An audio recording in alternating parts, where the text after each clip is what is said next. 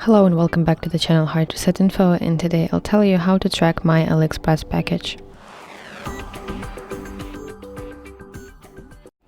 So open AliExpress on your phone and go to your account at the bottom right and go to section My Orders. Now here find order that you want to track and click button Track Order, or also it can say View Details. So you should see something that is similar to what I have on my screen. This is a screenshot of tracking information page where you can see your estimate delivery time, your carrier, tracking number, and of course your shipping updates right here.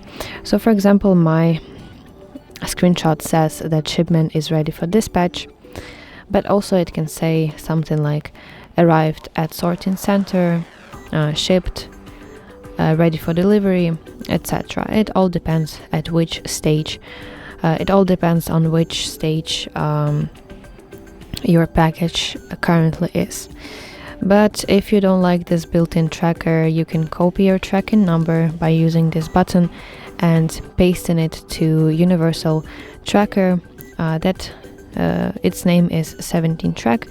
This is tracker that AliExpress suggests me to use, but actually it doesn't really matter which exactly tracker you use because they all are based on the one similar principle.